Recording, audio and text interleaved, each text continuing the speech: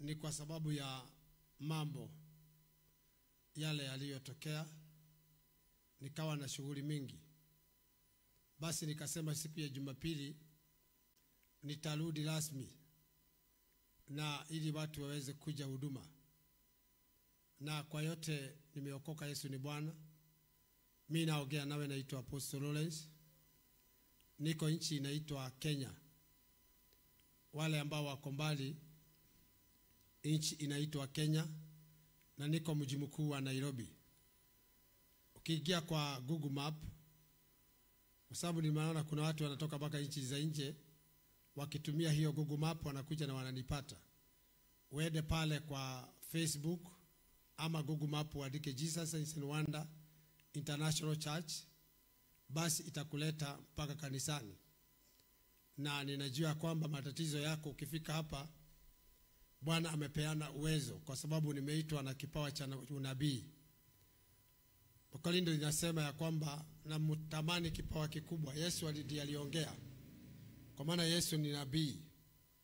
Yesu alikuwa nabii. Nami hiyo kipawa nilipopewa, nikaweza kutaka kujua kinafanyaga nini kwa mwanadamu. Nikaona nabii ako katikati ya Mungu na mwanadamu. Ni wa kuleta ripoti kutoka kwa watu apatie Mungu, na atoe ripoti kwa Mungu aletee watu. Ako katikati hapo. Akapewa uwezo wa kuona kile mwanadamu wa kawaida hawezi akaona. Akapewa uwezo wa kutatua matatizo ya mtu. Ni kwa maana mwanadamu ameumbwa kwa kuhangaika na kusumbuka. Dunia hii ni ya mahangaiko. Dunia hii ni ya masumbuko, ni ya magonjwa. Dunia hii haina wema. Maandiko inasema siku za mwisho maasi itaongezeka na watu watajipenda, hawatapenda wale wengine. Basi watapenda fedha. Watu hakuna mtu atalilia mwingine. Wengine wataua watu wengine juu ya fedha, mashamba. Watauana kwa sababu ya tamaa. Ningependa ya kwamba ujue dunia hii hawezi kaa bila Mungu, bila roho wa Mungu ama roho wa kwa shetani. Mambo ni mawili. Lazima uwe na roho ambayo inakutetea kwa anga yako. Usiku wa leo nikawa nikisumbuka kwa nini watu hawasaidiki. Nikawa nikisumbuka usiku, nikaomba kwa nini watu wa Mungu hawasaidiki. Nikawa nikiomba usiku saa 8. Naamka narudi kwa kitanda naomba. Basi nilipolala nikaletewa ndoto. Kulikuwa na vita baina ya nchi fulani na nchi fulani. Nikaona ya kwamba hii vita watu hawa hata hakuna kitu wanaulizana. Nikiuliza ni nini, hata hakuna mtu anaelezea nini hiki kinafanya vita ipiganwe. Nikaona familia nyingi kuna vita. Unakuta ndugu kwa ndugu wako na vita. Unaenda kanisani kuna vita. Watu hawapendani, watu hawana utu wa kusaidiana, kwa maana kuna kile ambacho shetani amepanda. Bwana akanipa kitabu cha, kabla niende kwa nabii, nikuelezee kuna watu wanakufuata. Kuna mtu ambaye anaweza akaenda gharama ili ya kwamba aone ukitezeka. Kuna mtu ambaye anaweza lipa gharama. Ukisoma Numbers 23, maandiko inasema Baraki akatumana akasema ya kwamba enda unilaanie Waisraeli na nitakulipa mshahara mzuri, nikatakulipa malipo mazuri. Naongea na wewe mtu ambaye unajiuliza mambo inatokea wapi. Kuna mtu amewekelea vitu zake. Kuna mtu hataki uweze kufanikiwa.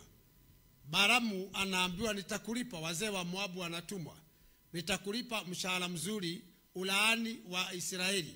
Kumbuka Samson, kuna mtu alijaribiwa na watu wengi kule, akaenda Gaza, akaenda wapi hashikiki, lakini kukatafutwa mwanamke mmoja ambaye anaitwa Delila.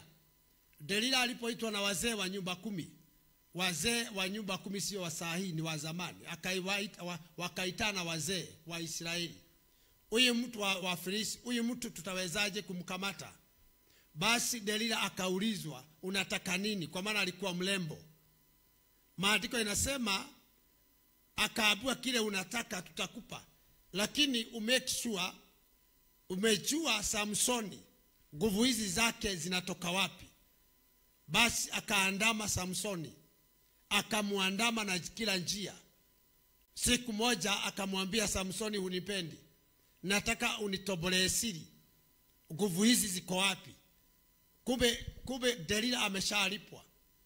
Delila amelipwa. Na alipomtobolea siri, maandiko inasema hapo akang'olewa macho.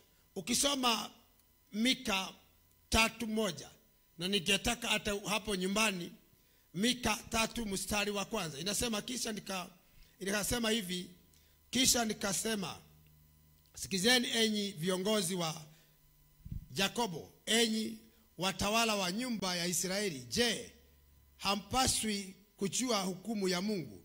Ninyi mnaochukia mema na kupenda maovu, ninyi mnaowachuna watu wangu ngozi na kuondoa nyama kwenye mifupa yao, ninyi mnaokula nyama ya watu wangu, mnaowachuma ngozi na kuvunja mifupa yao vipande vipande,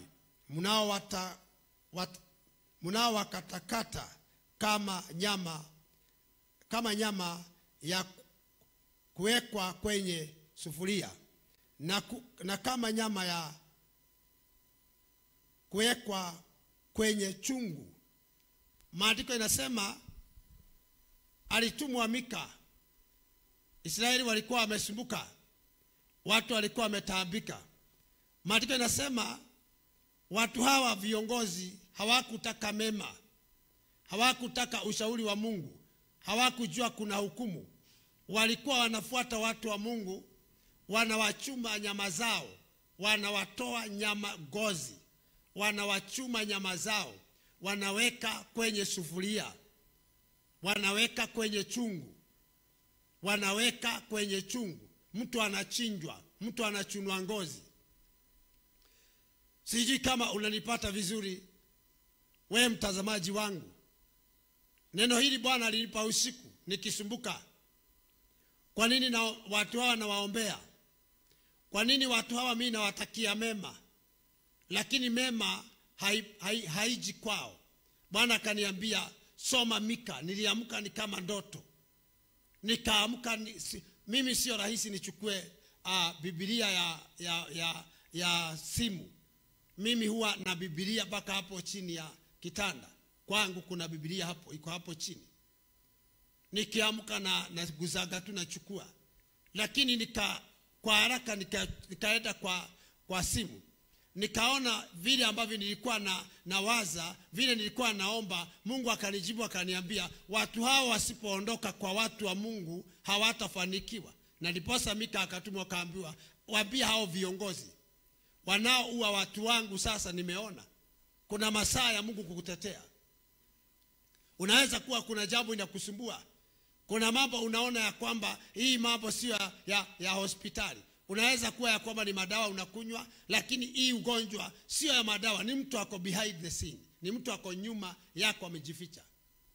Watoto wanasoma hawafaulu, kazi unaweka kumbe kuna mtu anakufuata. Anaenda na wewe hapa kwa hapa. Anajua huyu mtu nitamake sure hatafanikiwa. Sasa nimetumwa kama Mika kwako, nikwambia kwamba masaa imefika ya kuamka na kumwambia Jehova, maisha hii sio yangu. Hawatatumia nyama zangu tena, hawatanivunja mifupa yangu. Ni masaa ya kuamka. Ni masaa ya kuamka kumwambia Mungu. Ni masaa ya kuleta mashtaka yako. Ni masaa ya kwenda kwa Jehova milimani. Nikasema ya kwamba on Friday watu wawe na maombi, kwa maana mkilala, Yesu akasema, mbona mitume mmelala? Twendeni mlimani tukatafute nguvu za Bwana ili tuweze kushinda muovu shetani. Kamwambia mitume, nimeona shetani ameachiliwa na kusudi lake ni awapepete kama ngano. Leo ni siku ya unabii. Sijui unatarajia nini. Kuna watu wametabiriwa lakini haingii kwao kwa sababu ameshazingirwa, lakini yeye hajajua ni nini hiki kinakula yeye. Basi Bwana akaniambia kuna watu ambao mazoea yao ni kudhoofisha watu. Mtu amechumwa ngozi, uchungu ni uchungu. Kuna watu wamechumwa ngozi wakarushu ni kansa. Inaweza kuwa ya kwamba hauelewi nasema nini. Kuna mtu ambaye hawezi kukutakia mema, lakini nimetumwa nikwambie Bwana ameyaona mateso na majaribu na mashida ambayo unapitia. Najua naweza kuwa ninaongea, kuna mtu ako pale amejiuliza kwa nini wachume watu. Kuna watu hawa ni watumwa wa shetani. Nimekwambia lazima uwe na roho. Lazima uwe na roho either wa kwa Mungu na uwe na roho either wa kwa shetani. Mwanadamu hawezi kaa hivyo. Hawezi kaa hivyo. Kwa maana dunia hii kama hutafaulu kiroho, hata kimwili hutafaulu. Bwana akasema mnachuma watu wangu ngozi, mnaweka watu wangu magonjwa, mnaweka watu wangu kisirani. Sasa naye Bwana amenituma nikwambia kwamba liwalo na liwe utachomoka. Ndani ya majaribu kuna mlango wa kutoka. Ndani ya mashida kuna mlango wa kutoka. Ndani ya mateso kuna mlango wa kutoka. Ndani ya madeni kuna mlango wa kutoka. Ungetaka promotion, ndani ya hiyo promotion kuna mlango wa kuinuliwa na Bwana. Najua ya kwamba unajiuliza nawezaje kufanikiwa, lakini Mungu ukimjua, ninajua ya kwamba utafanikiwa. Si kwa hivi nilivyo, lakini nimeona mkono wa Bwana wakati nilimjua. Nimeona mkono wa Bwana kwa maombi. Najua ya kwamba huelewi ya kwamba tuingie kwa maombi liwalo na liwe. Kama Bwana ako kazi, awe kazi, tuingie kwa maombi. Kama bibi yako kazi, Bwana aingie kwa maombi. Kama watoto ni wakubwa, waingie kwa maombi. Kwa maana dunia hii hautaweza kufikia hatima yako ukiwa peke yako. Hautaweza. Kuna mtu ako mahali anauliza, nimetoa kafara, huyu mtu haanguki. Anakuona wewe kwa mnono, unafikiri anacheka, anakuambia ulinona, unafikiri anakupenda. Kumbe ameona mtu ambaye atachuma nyama zake usiku. Kazi ya kiroho ni usiku. Nilienda kupigwa picha wakati nimeanguka na gari. Nikapigwa picha CT scan. Nilikuwa natafutwa kama nimevujika, kwa maana hawakuwa wanaelewa kwa maana gari ni written off. Na huyu mtu anatuambia hajagongwa. Kabu hapana, hatuwezi amini wewe, kwa maana hii kitu inatokeaga. Basi nikapigwa picha Naivasha. Hawakutosheka. Kaambiwa niende St. Francis. Nilipoenda kule nikapigwa picha, nikaigizwa kwa kinyungu hapo. Nilikuwa nauliza daktari, wewe macho, msitavuga macho. Kwa maana kule anipeleka ninaigizwa ndani, naona kama nitakufa. Sijazoea hizo vitu. Wakaniambia wewe mwili wako uko sawa, lakini tunaona uko na allergy ya baridi. Kajiuliza saa sio kuvujika, sio accident, saa ni allergy. Muuliza daktari tunasema nini? Kaniambia tunaona uende kwa daktari akutibu hiyo allergy. Basi nikashukuru Mungu, kwa maana kile nilikuwa naenda kwa ajili yake Bwana amegeuza. Sijafujika, ni nyama tu kupigwa. Nikapatiwa dawa ya kusugua. Mimi nilipewa tu dawa ya kusugua tu. Nasugua jioni, nikioga nasugua. Nimejiuliza maswali sana jana na juzi, na nimejibiwa na Mungu. Kwa maana nilikutana na mama moja, niliombea pressure. Alikuwa karibu kuanguka nikinunua dawa za ng'ombe mahali. Akaja nikaona mtu akajishikilia mimi hapa kwa mabega. Nikamuuliza nini? Akaniambia mimi pressure nimekunywa dawa haiponi. Kamwambia naamini Mungu, naamini Mungu, nikuombee. Kaniambia ni sawa. Kumuombea basi akaenda, tulikutana siku moja amepona. Jana akipita, sauti ikaniambia kama ungekufa watu hawa wangekibiria wapi? Mungu ameweka msaada wa mtu kwa mtu mwingine. Msaada wako uko na mtu mwingine. Hiyo shamba unatafuta iko na mtu mwingine. Hiyo kazi unatafuta iko na mtu mwingine. Ni vile Mungu atatafuta binu ya kukutanisha na yeye. Hiyo ndio maombi yangu ninaomba leo. Bwana akukutanishe na mtu aliye na msaada wako. Pahali utaenda kuchokea tu. Pahali utaenda kuchokea tu, usikie kuanguka. Jehova akupatie mtu aliye na power. Akupatie mtu aliye na neno lako. Akupatie mtu aliye na msaada wako. Na mtu aliye na msaada wako hachokagi. Praise the Lord. Na mtu aliye na msaada wako anaonaga ukiwa mtu mzuri. Jina la Bwana litukuzwe. Maombi yangu leo na ile unabii na kutolea ni Bwana akukutanishe na mtu aliye upande wako. Akupatie mtu atakaye kuambia usipitie pale, pitia hapa, ndio kuna msaada wako. Akupatanisha na ofisi.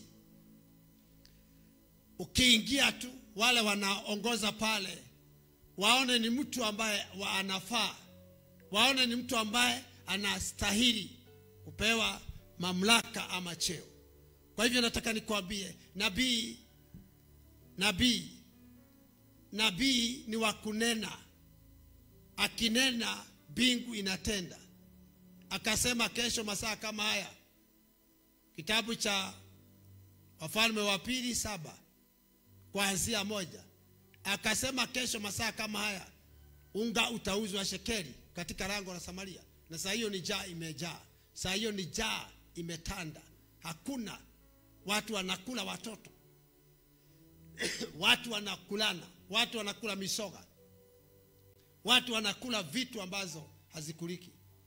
Lakini Elisha anasimama akasema, na kesho masaa kama haya unga utauzwa shekeli lango la Samaria. Mimi nakutabiria katika jina la Yesu, kwena mlango utafunguka kwa ajili yako.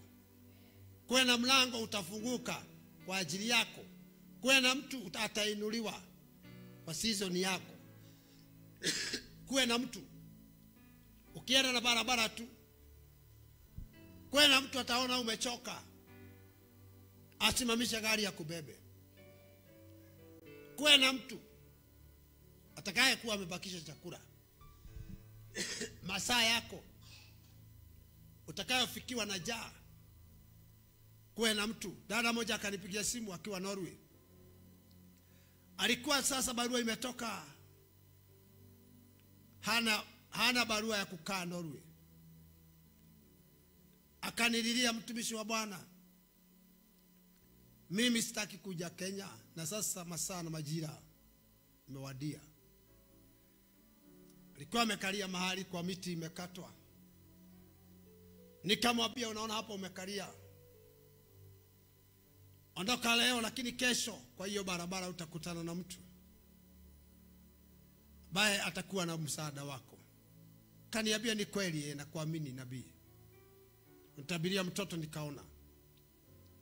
Akaenda kesho yake masaa ya asubuhi, kuna mtu alikuwa anafanya mazoezi. Wakapatana, naye amekalia pale akililia Mungu. Akamuuliza, kwa nini unalia? Akamwambia, nina huzuni kwa sababu narudishwa Kenya. Siku zimeisha na sina kadi ya kufanya kazi. Akamwambia, usilie tena, kesho kuja kwa ofisi fulani fulani. Akamwandikia. Alipokwenda, kumbe huyu mtu ndiye anapeana barua ya kukaa ile nchi.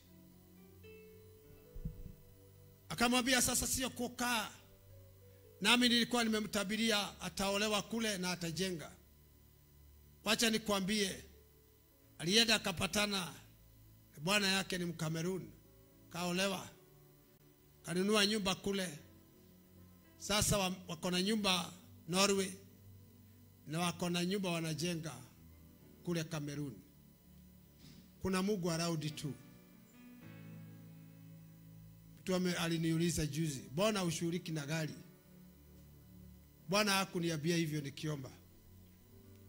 Aliniambia gari imeanguka ili kazi yangu isimame. Usiondoke kwa mjengo. Kauliza Mungu, niko na uchungu na maumivu. Lakini Bwana akaniambia endelea kufanya kazi yangu. Ninajua unaweza kuwa umechoka, lakini mbingu inene kinyume cha kuchoka kwako. Kuna mama ananijiuliza, hawa watoto nitawapeleka wapi? Hawa nitawapeleka wapi na Masai na majira imefika mwisho? Hakuna chakula. Kuna Mungu around tu. Don't panic. Siwape dawa. Kama mimi ningepewa dawa na mama yangu alipoachwa na watoto 10. Aliachwa, watu wakatudhihaki. Walikuwa wanasema watoto hawa watakuwa waizi. Watakuwa waizi. Watakuwa waizi. Nami nilikuwa na wajibu na sijui nikiwa kijana mdogo. Nilikuwa nawaambia tu nitaajiri watoto wenu. Sikujua mimi ni nabii. Nimekuja nikawajiri na sikuwatesa. Kwa sababu Bwana, mlango moja unaweza fungwa, anafungua milango 7. Mlango wako umefungwa, Jehova akufungulie milango 7. Wale wanaokudhihaki siku moja waje kwako, na usiwanyime chakula. Wape chakula, wape maji. Wape chakula na wape maji. Ninajua kuna mtu anauliza, ninatoka hapa nabii, unasemaje? Nimekuambia, mimi nakuambia hivi, hakuna mtu wa vita utaandaliwa kinyume chako utafaulu. Hawatafaulu na hawatafanikiwa. Naamani alipogundua, Wafalme wa 2:5, alipogundua kuna msaada kwa Elisha, alipofika pale maneno yale aliambiwa akayafanya. Basi alikwenda na akafanikiwa, akapona. Ukiweko na nabii anene kwa anga yako, lazima ikatimie. Nabii anene kwa anga. Watu wale nimenenea maneno ya ushindi. Baraka zao, watanunua magari, watajenga, wamejenga. Kwa hivyo sina shaka kukuambia, there is God in heaven. Kuna Mungu anakujaga na geuza. Hata kesi imeamuliwa. Nimeona jamaa moja alikuwa amefungwa maisha.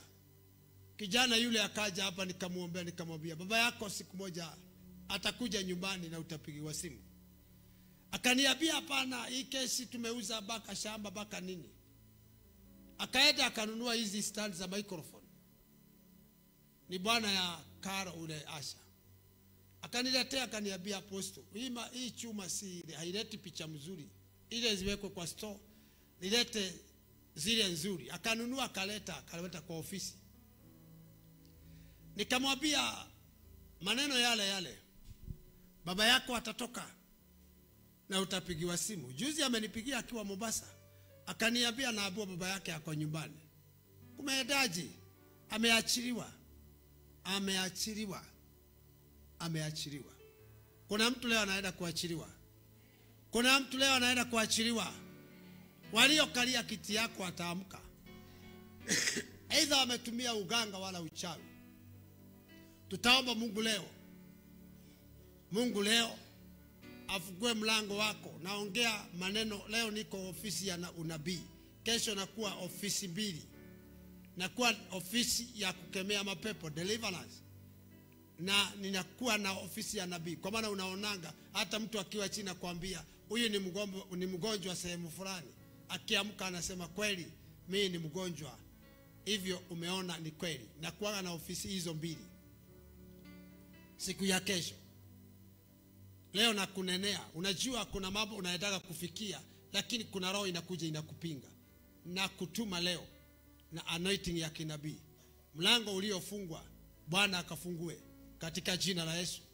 Kisoma Isaia 45 inasema Koreshi, kwa ajili ya Yakobo nitakufungulia milango na nitakufungulia mlango, na hakuna mtu ataweza kufunga hiyo milango. Hakuna ataweza kufunga hiyo milango, na nitakuonyesha baraka na zimefichwa gizani. Kuna baraka zimefichwa gizani. Nimetumwa na Bwana nikwambie atakupatia macho ya kuziona zile baraka. Mtu aseme amina. Atakupatia macho ya kuona zile baraka. Baba yangu hakuwa na mashamba Nairobi, aliyapita. Alitoka Kiambu akaenda baka Tanzania. Wale wakubwa wengine wangu wametoka Tanzania pale Garamutoni. Baba yangu akaenda kule akapata mashamba akaanza kulima. Waliposhikana wakanunua shamba society kule Naivasha.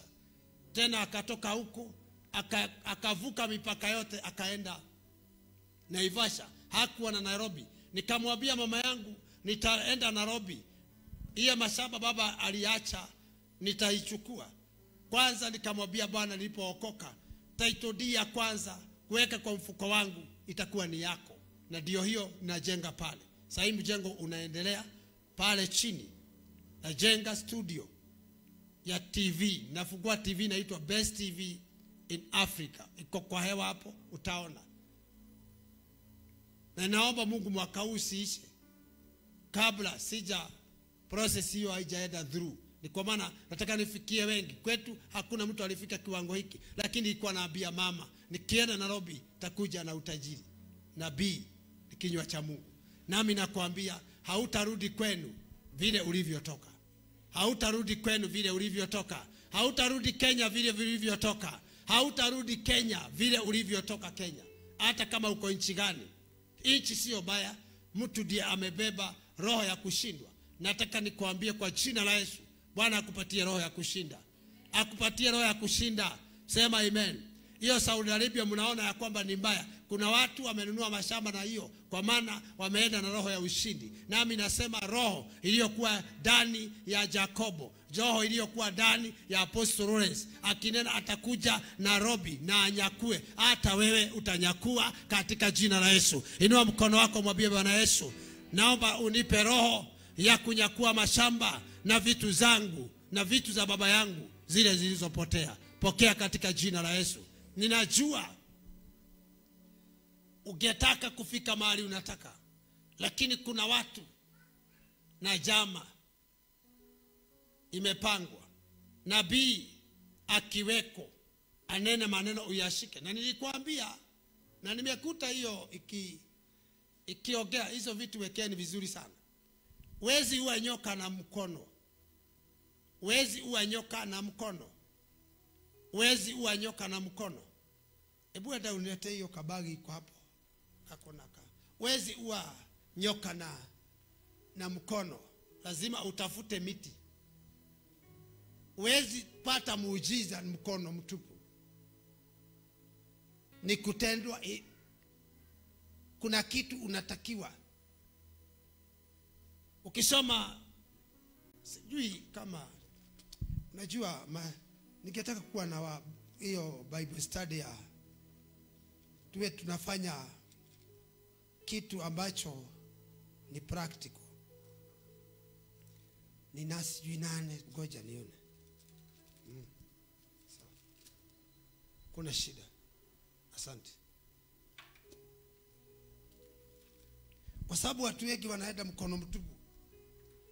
Ukisoma kitabu cha wende usome Mwanzo 15. Mwanzo 15. Mwanzo 15 kuanzia 8. Andika mahali tu wende usome uone kile ambacho utafikia, ama utauliza Mungu swali na akujibu. Wezi uliza Mungu maswali ati wakati unaomba. Anaulizagwa maswali wakati unatoa ibada, wakati unatoa dhabihu yako. Hapo ndipo Mungu anakujibu. Inasema hivi, Ibrahimu aliuliza Mungu, nawezaje kujua kama nitabarikiwa? Yeye ni tasa, hana mwana. Akamwambia enda uniletee ng'ombe na hii na hii na hii, tengeneza madhabahu. Ni Mwanzo 15:8. enda utengeneze madhabahu, utoe hii na hii. Na alipotoa, kwa sababu wanyama walao, kuna wanyama wanakula misoga, kuna ndege wa angani wanakulanga nyama, akalinda isikule kwa madhabahu, akalinda. Alipolinda ikafika jioni, akashikwa na usingizi mzito, akalala. Bwana akamwambia Ibrahimu, watoto wako wataenda utumwani miaka 400, lakini watatoka huko, lakini taadhibu lile taifa. Wakitoka huko watatoka na utajiri, watakuwa matajiri. Akapata majibu kupitia ibada na sadaka. Sijui kama unanielewa. Wacha hii ya kuambiwa kwamba lete 200 kuvujia madhabahu, hata utoe, hata ufanye nini, lazima uwe na kitu ambacho utajishikanisha na uulize Mungu swali ya kwamba nawezaje. Bwana kaniambia nilikuwa mlimani, nilikuwa nimechoka kwa maana naona mawe tulimwaga 2022, mawe kama 20 ziko pale chini na siwezi kujenga. Bwana kaniambia eda, mimi kanisa nisaidi, eda uza ng'ombe. Nikaenda nikauza ng'ombe 2 yangu, ikatoka 100,000. Nikaenda nikatoa kwa madhabahu yangu. Aliponiuliza kwa nini unaleta, nikamwambia kula hiyo, kula. Hata sikumwambia ni wewe kula. Kutoka hapo mjengo nikaanza. Sijafanya harambee, mahali imefika kuota eka. Mimi sijafanya harambee. Haujaona tukifanya harambee hapa? Hapana. Kuota eka hapo iko karibu kwenda Ligby. Na ninajua ya kwamba na saa hii kuna watu wanachimba hiyo mashimo ya column ili shike roof, kuota eka. Na nasema hiyo ni studio. Nitauliza Mungu tena. Nasemaga Nyamakema, kutoka Nyamakema Mororongo. Hapa nikija niliambia watu pale tuimbe nyimbo Kasarani. Mtu akikuuliza unaenda wapi, tunaenda Mwiki. Nikapata hii. Kuja hapa naambia watu chukueni viti tunahama. Tukapata ile. Muujiza hauwezi tenda hivyo. Lazima uwe na supporting document. Hata we pastor, uwezi ukakaa hivyo na hauna jambo ama hauna mtu anaweza kukula kitu yako. Leo nikaona nikimwagilia watu mafuta, mapasta. Nikaita bishop mmoja, niona tumeshika mafuta hivi, nikaambiwa ni double anointing. Kwa hivyo wale watachomoka ndani yangu watatoka na double anointing. Nilishika yeye na yeye akashika, tukamimina mafuta juu ya watu. Leo kuna mtu hapa atatoka na upako mpya katika jina la Yesu. Utatoka na ushindi mpya katika jina la Yesu. Utatoka na ushindi mpya, utatoka na nguvu mpya. Leo kuna mtu hapa anatoka na jawabu.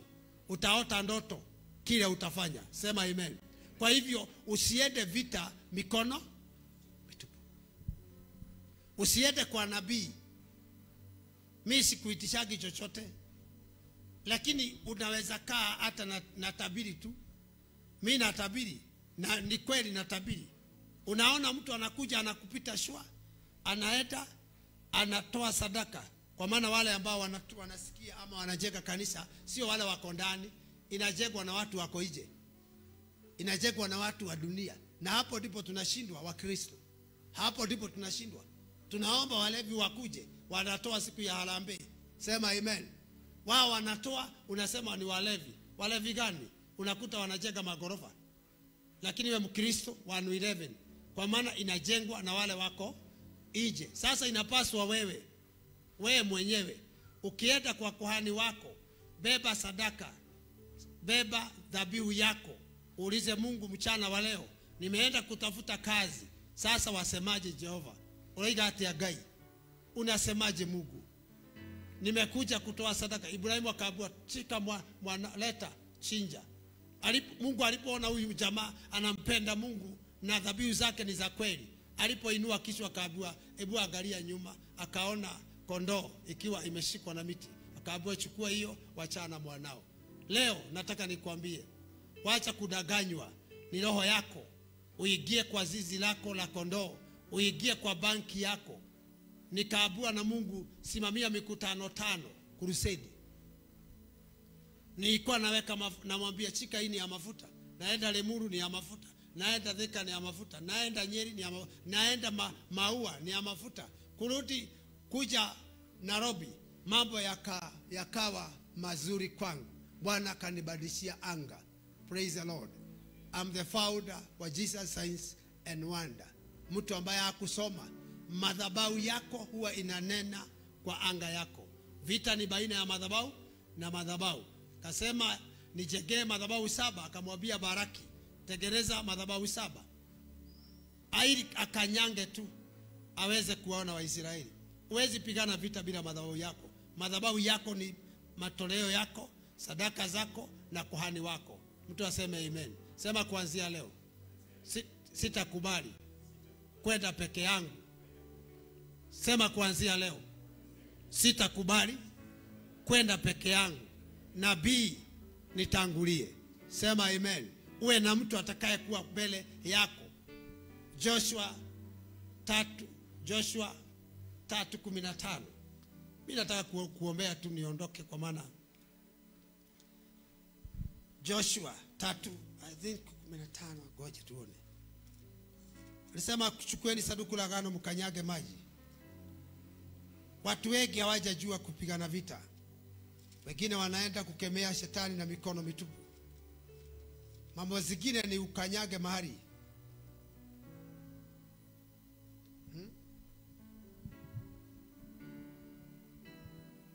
Kuna mtu amekuendea mahali, ndiposa unaona maisha yako haikui sawa.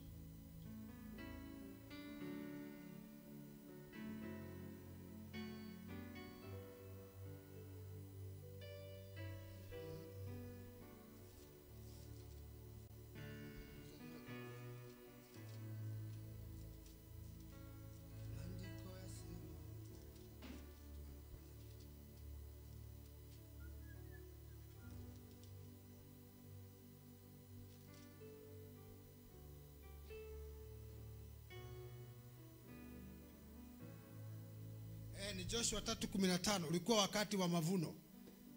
Jordan ilikuwa inazoea kuzuia Waisraeli kwenda. Jordan ilikuwa na mazoea. Wakitaka kuvuka ni Joshua 3:15. Taanzia hapo.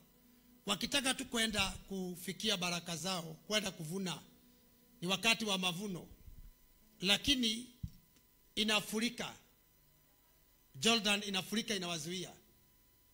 Joshua kaangalia kaona hii vita sio ya mwili.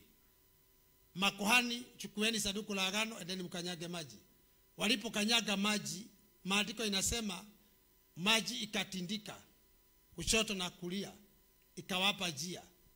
Lazima uwe na mtu. Lazima uwe na mtu wa kupigana na hiyo keserani yako. Kwa maana ukiwa hauna uwezo wa kiroho utashindwa vita. Joshua akajua hawa watu hawana uwezo wa kuvuka. Nani atawasaidia? Ni makuhani wakanyage maji. Praise the Lord. Naomba leo Mungu aniwezeshe kukukanyagia keserani yako. Praise the Lord. Kwa hivyo lazima kuwe na mtu utakaye kuwa ukienda kwake unamwambia sasa hii vita siwezi. Chukua hii sadaka, pigana hiyo vita. Juzi nimeenda kule Ukambani. Masikia zile marao zinasema usirudi tena. Usirudi tena, umetuvuja miguu. Usirudi tena, umetuharibu. Usirudi tena, mbona unawatetea? Ni kwa maana wale ambao wanapigwa wawezi kama hakuna upako wa Jehova.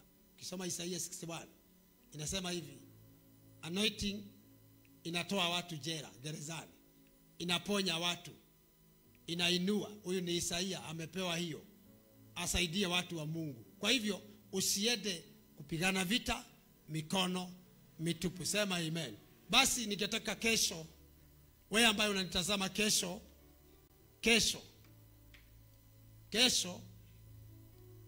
ulete wagonjwa hao, unasema wazimu, wewe leta. Mimi hii kipawa nilipewa na Mungu nikiwa mtoto. Yale mambo nasema nilikuwa nayasema hivyo tena inatimia. Sasa ningetaka nisaidie watu. Usione mtu anakufa kwa sababu ya ugonjwa na mimi silipishi ukose kumleta. Kesho saa 8 hata Sunday leta hao wagonjwa. Nitakuwa na mipangilio, nitakuwa na mahubiri na ninakuwa na deliverance jioni. Tabadilisha. Kwa maana nimeona watu wanakuja wanasikiza neno, kumbe hajakombolewa, neno lile halitaweza, kwa maana kuna pepo inaongea ndani, inatakaga tu. Leo nikija nimeambiwa na Roho wa Mungu, abia watu waache kutokaga nje wakati wa mahubiri. Watu wengi wanapitwa na wananyakuliwa pale. Uangalie watu wote wanazoea kukaa nje, uone vile wanapepetwa na shetani. Kwa maana neno lote sio lako, inaendaga kamoja. Tunaenda kwa ndoa, unasikia kwenu kuna roho ya kuto. Saa hiyo wewe labda uko nje, unanielewa? Sijui kama unanielewa. Saa ile inapakuliwa neno lako, hauko. Na ndiposa unaona Samueli alikaa na Eli. Watoto wake wakawa wanaenda mpaka nyuma ya madhabahu, wanatoboa nyama, wanakula sadaka za madhabahu. Hawakukaa ndani. Samueli akanyakua ushukani, akawa nabii, watoto wa Eli wakakufa. Hata mwenyewe Eli akakufa. Huyu jamaa alikaa hapo. Hata akiitwa na Mungu kwa ndoto anakimbia kwa Eli. Unasemaje? Kwa maana alikuwa ameshikana asipotee neno hata moja. Basi ningetaka nikwambie, Roho wa Mungu adanganye. Kuna maroho, hata watu wengine wanaacha maroho pale nje. Anakuja ni fresh, inamgojea pale, lazima uwe ukija unaomba. Na ndiposa nasema watu waombe, uombe Mungu, mwambie Jehova, naomba kukombolewa, naomba, na unaletea mastaka hiyo mambo ambayo unasikia iko kwenu, unaiambia Mungu. Kwetu kulikuwa na roho ya pombe. Baba yangu alipokufa alisema watu wasihubiri. Kwetu ni kugumu kuliko kwenu. Hata juzi uliwaona, wewe uliwaonaje? Hata wewe sema ni ndugu zangu, wewe sema. Kwa maana roho ile inatawala kule ni ya pombe. Nikaambiwa na Bwana, kumesikwa ile kitu ya kupiga pombe kwa ndoto, eda uitoe. Nimepigana hiyo vita kwa sababu ya madhabahu. Lazima tuwe na mtu atakaye tuongoza kule. Usikue mtu wa kuchelewa kwa maombi, kwa ibada yako. Sema amen. Na ningetaka nikwambie, kwetu hakukuwa na kitu. Kwa hakukuwa na hizi vitu zote umeona nimenunua hapa. Hakuna mtu nimetoa kwetu. Hapana. Nilikuwa naambia watu nitanunua vyombo za mamilioni. Wananiangalia, wanauliza huyu mtu anasemaje? Nawe nasema kwa jina la Yesu, kile ambacho unahitaji Bwana akupatie katika jina la Yesu. Na kama kuna mipango mibaya, Bwana ipangue in the mighty name of Jesus. Kama kuna magonjwa inakusumbua, nimetumwa na Bwana nikwambie siku ya kupona ni leo katika jina la Yesu. Kama amesema watu waamini wa mafuta, ina uponyaji na ina ukombozi. Salimia mtu, mwambie kuanzia leo usiende peke yako. Usiende. Usipigane vita peke yako. Tafuta mtu umpatie hiyo keserani. Tafuta kuhani, uende kwenu uangalie, useme niliuza chakula vitunguu nyumbani, nikauza kama 80,000 hivi. Nilipouza nikasema hizi nazitoa sadaka. My brother akaniambia, kwani wewe na hii kanisa sasa kila kitu unalima unatoa? Nikamwambia, wacha nikwambie, nikitoa hii sitatoa hata pesa ya begu. Pesa ya begu nitatoa mfuko. Nikapeana hiyo sadaka. Wacha nikwambie, raundi hiyo ingine nilivuna roli moja. Nikavuna roli moja ya kitunguu. Nikapata pesa sijui 1,700 na raundi moja. Wakaja wakazika mayai laini hivi, wanaroga. Kwa maana kijana huyu ameanza kuja na utajiri. Kwa maana sasa wameanza kuona huyu jamaa sasa sio mchezo. Wakazika mayai Raundi hiyo ingine, kwa maana ni wachawi wanaenda wakizika mayai na wakapika ugali wakaja wakaweka. Watu wakilima wanagada mikono. Nikawaambia wachaneni na wao. Raundi hiyo ingine ilivunja rekodi. Kila mtu Mombasa alikuwa anasema tunataka ile kituguu kama ile kituguu ya pasta. Baka watu wanaleta kituguu kwa nyumba yangu, wanapiga picha ili ionekane ni ya shamba yangu. Kwa maana lazima wauze na jina langu. Nataka nikuambie, mkiwa na Mungu hakuna kiangazi. Ukiwa na Mungu hakuna uchawi. Ukiwa na Mungu hakuna devil worshiper atazima maono yako katika jina la Yesu Kristo mwana wa Mungu. Hata huduma yako naomba Bwana akuinue. Wewe pastor uko chini, nimetumwa na Bwana nikwambie kwa jina la Yesu maono yako yatatimia. Maono yako. Nataka tuombe Mungu. Nataka tuombe. Wewe mgonjwa, wewe unataka kazi, nataka tuombe. Nilikuwa napiga magoti kwa television hivi, napiga magoti television iko hapa. Mke wangu marehemu ananiuliza, nini unafanya sasa? Natoa sadaka kwa hizo namba ziko hapo. Ikimalizika tu akisema toa sadaka, na haziko ni kwa TV, natoa sadaka. Naamka amekimaliza. Mwisho Bwana akaniambia, unaona huyo mtu mtakuja kula meza moja. Kuambia watoto wangu walicheka kama kitu kingine. Tuambia dadi, wewe na yule mkule meza moja. Wewe kwanza leta ugali. Waache hiyo maneno yako. Waache hiyo maneno yako. Tulipatie ugali. Sasa hiyo hatuna kitu, lakini nimetoa sadaka. Wacha nikuambie ilikuja kutimia. Ilikuja na nilienda na huyo msichana wangu baka huko, nikamwambia sasa ona Mungu alisemaje. Anashagaga sana, kwa maana Mungu hadanganyi. Ukitolea Mungu na ukifanyia Mungu kazi kwa moyo moja, lazima siku moja utaona Mungu. Lazima siku moja watu wataulizana, Kamau kwani alitoa pesa wapi? Sasa hivi wanauliza, waliona gari imeanguka wakasema wacha tuone sasa. Wacha tuone kama atanunua gari nyingine. Juzi nikaenda na gari mpya. Sasa wakasema si nilikwambia huyu mtu ni kujifanya. Kuna pesa mingi sana. Nikiombea mtu hapa, nikiodaini gari wanasema, nikianoiti gari wanasema ati mimi napea watu pesa wanunue gari. Mimi ni Mungu anapeana. Na ukimwamini atakupea. Ukimwamini leo atakupea. Hata tuna gari tumeongea na mtu nikamwambia sitaozea na hapo. Sitengenezwe iwe ikitembea. Iko. Kwa hivyo Mungu ukimwamini, praise the Lord. Uamini Mungu leo, uamini Mungu na weke imani. Yale mambo unayataka yatatimia katika jina la Yesu. Simama na miguu yako tuabudu. Nyimbo moja tu ujiombee, nitakuhudumia tu.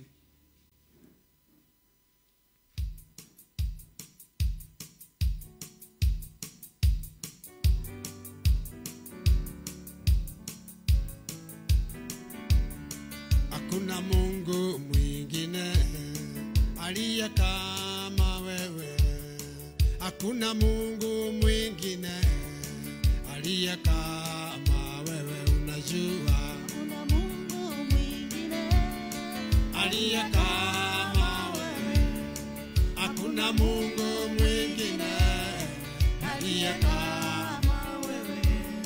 Siku nitalala nitabaki nimesema hakuna Mungu mwingine aliye kama wewe. Unajua hakuna Mungu Bwana Yesu aliye kama wewe. Hakuna Mungu mwingine aliye kama wewe.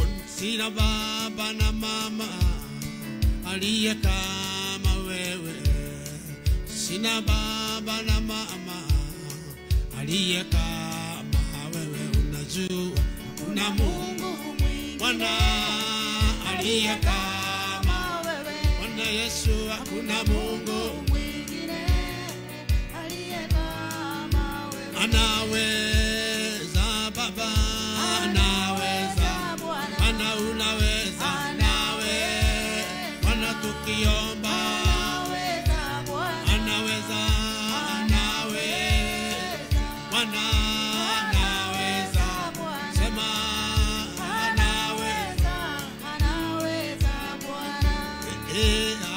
Ainua Baba, ainua Bwana, ainua Baba, ainua Bwana wa mabwana, ainua Bwana, ainua Baba, ainua Bwana, ainua Bwana,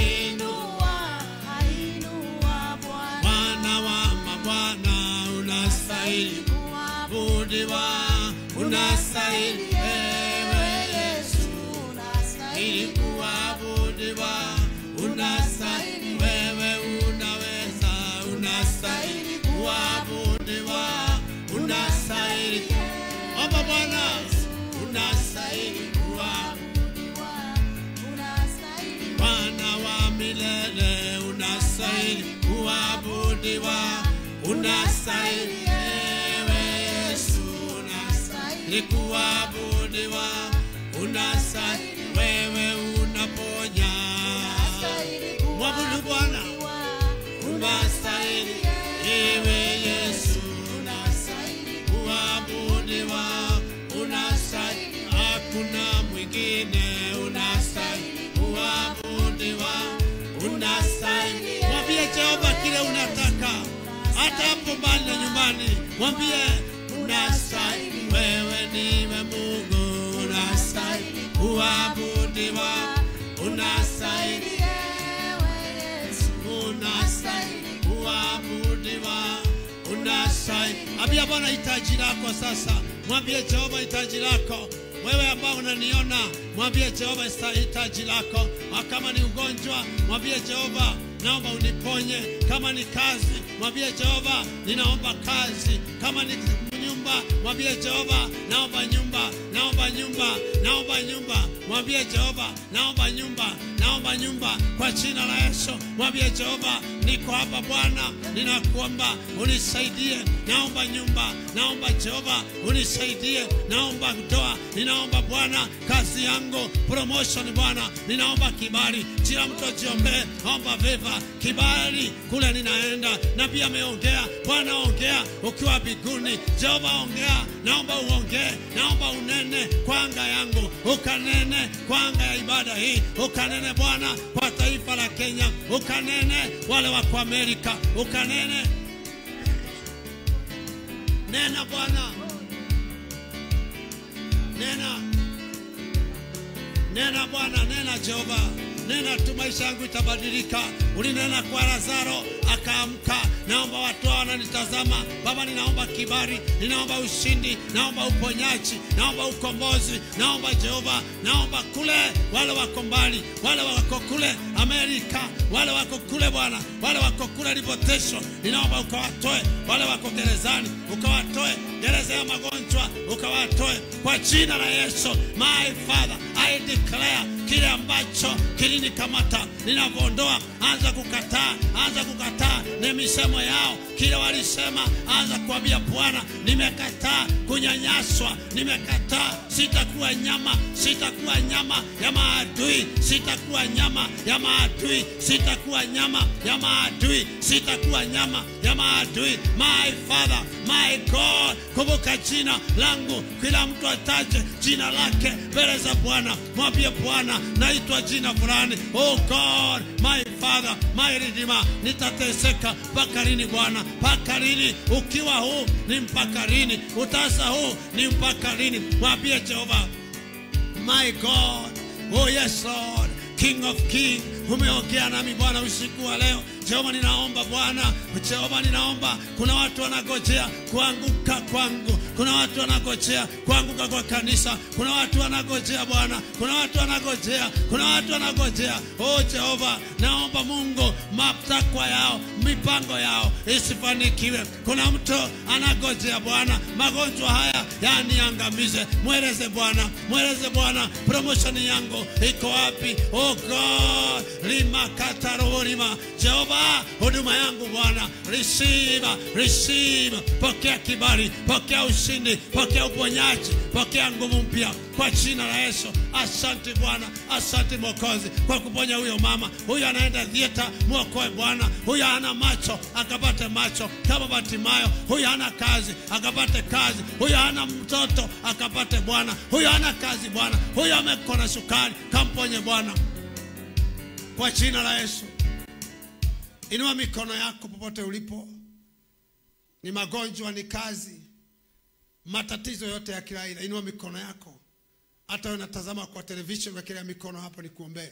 Baba, katika jina la Yesu Kristo, ninaomba kukubarika kwa watu wa Bwana mbele zako.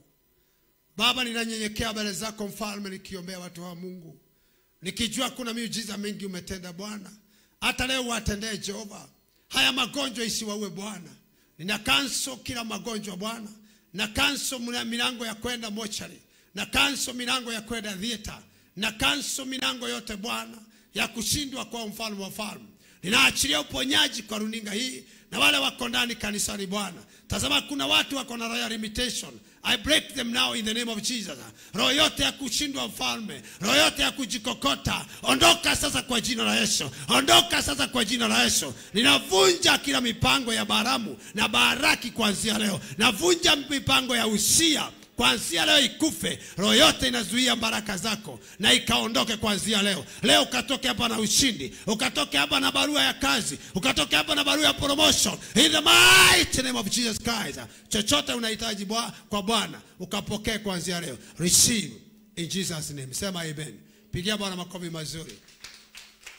Bwana wa uzima wabariki. Basi nataka kuombea wale wa kuokoka kabla tutoe sadaka. Inua mkono yako mmoja weka kwa kifua. Sema, Bwana Yesu, naja mbele zako, mimi ni mwenye dhambi. Nisamehe dhambi na makosa. Futa jina langu kwenye kitabu cha mauti. Andika jina langu kwenye kitabu cha uzima wa milele. Kutoka leo nimeokoka, nimekiri Yesu ni Bwana. Inua mikono yako nikuombee. Inueni mikono wote tukaombea watu hao wameokoka dunia mzima. Baba, ni asante kwa sababu ya watu hao wameokoka, wako mbali Bwana. Naomba Jehova, navunja mikataba yote na maneno yote na mijengo iliyojengwa Bwana, ukajenga mijengo mpya. Kuanzia leo hata kama ni wagonjwa wapone. Baba, ukawape madhabahu ya kweli inayoabudiwa kwa roho na kweli. Asante kwa mtatenda, na ni kwa jina la Yesu Kristo nimetakuamini. Sema amen. Basi kwa sababu umeokoka, tafuta kanisa ambayo inaabudu kwa roho na kweli, uingie pale ulewe kiroho. Na kama uko karibu kuja. Kama uko karibu kuja. Lakini kama uko mbali, tafuta, usikae nyumbani ati unasoma online. Tafuta kanisa inayoabudu kwa roho na kweli. Uende pale ulewe kiroho. Labda utakuwa zaidi yangu. Labda utakuwa zaidi ya huyo atakaye kulea kiroho. Na Mungu wa uzima atakubariki. Basi ungeshika sadaka yako. Ungeshika sadaka yako tu. Na pale kuna ya sadaka. Kuna ile ya contribution, ile ya church. Na hii ndio ya tithe hii. Hii ni tithe na sadaka hii. Unaweza weka hapa. Kwa hii. Ile ni ya mjengo. Na Mungu wa uzima atawabariki. Hata hapa leta yangu hapo. Unajua Mungu akikuinua, toa kama vile Mungu amekuinua. Mimi kuna kitu ambacho siwezi fanya. Sijui kama iko kama iko. Sijui kama vile ambavyo unajua kama mimi. Mimi kila ninajua usipotolea neno sadaka halikuwa na nguvu kwako, lakini kilitolea unalibeba. Sema amen. Shika sadaka yako tuombe. Baba, ni asante kwa hizi sadaka umetupa. Hatukupei kile hujatupa, unatupea kile umetupa Bwana. Nasi Mungu tumekuja kutoa hii sadaka. Mtumishi wako kiweka gari mafuta, kifanya kazi kwako, ubariki hawa watu. Jehova, naomba mifuko yao ile imetoboka ukaishone. Pesa za kupotea isipotee tena. Wasiwe watu wa madeni, wawe watu wa kukopesha watu. Asante kwa matatenda. In Jesus name. Sema amen. Basi tupatane hapo kesho saa 8. Leta wagonjwa. God bless you. Asante. Weka sadaka yako hapa. Weka sadaka yako hapa. Basi nahudumia watu. The grace of our Jesus Christ and the love of God